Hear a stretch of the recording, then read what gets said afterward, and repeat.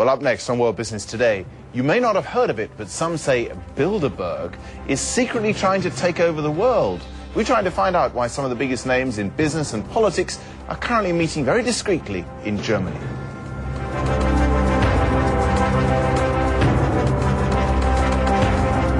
Conspiracy or cozy talking shop? The Bilderberg Group is meeting in South Germany this week, at least according to the Financial Times, which says a group of powerful men and women will debate the future of the world.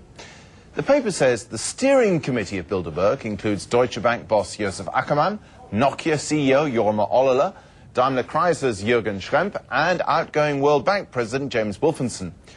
I asked Jon Ronson, who has written about Bilderberg, what it really is. Bilderberg is a meeting of powerful centrist industrialists and politicians. They always meet in secret once a year in a five-star hotel with golfing facilities, and they've taken on the image for conspiracy theorists of the fabled shadowy cabal that secretly rules the world. Are they?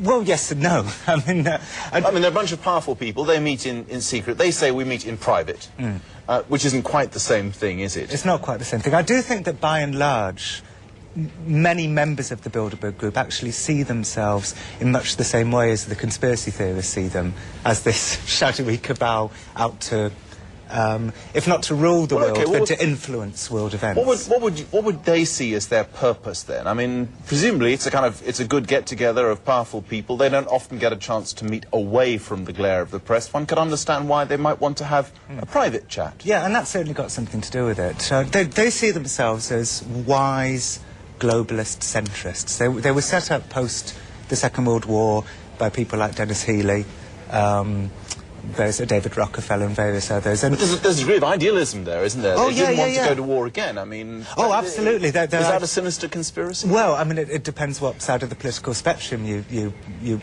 sit on. And you know, many of the anti-Bilderberg conspiracists are right-wingers who see themselves as twigs in a tidal wave of globalisation. They see themselves as nationalists, and they think the idea of a world government, which is what Bilderberg is into, by and large, the idea of a one-world community, a new world order. You know, they see that as... They see themselves as a government as opposed to a group of world leaders or people with influence at a global level who are talking about global issues, do they? They see themselves as headhunters. They'll get an up-and-coming politician who they think may be president or prime minister one day, and as globalist industrialist leaders who believe that politics shouldn't be in the hands of the politicians, they try and influence them with wise words in the corridors outside the sessions. Should they be more open? I mean, should they come and sit here and do an interview with me and explain what they're doing, or talk after their meeting about what they've decided, even if they don't invite us along as journalists beforehand or during? Well, Bilderberg's secrecy, I think, harks back specifically to Henry Kissinger,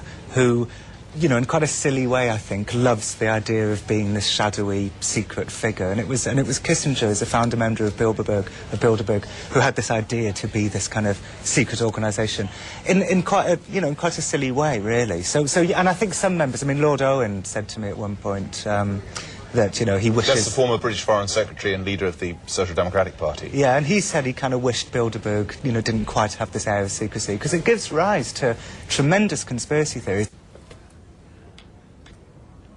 Jon Ronson there, who's written about Bilderberg in a book called Them, Adventures with Extremists.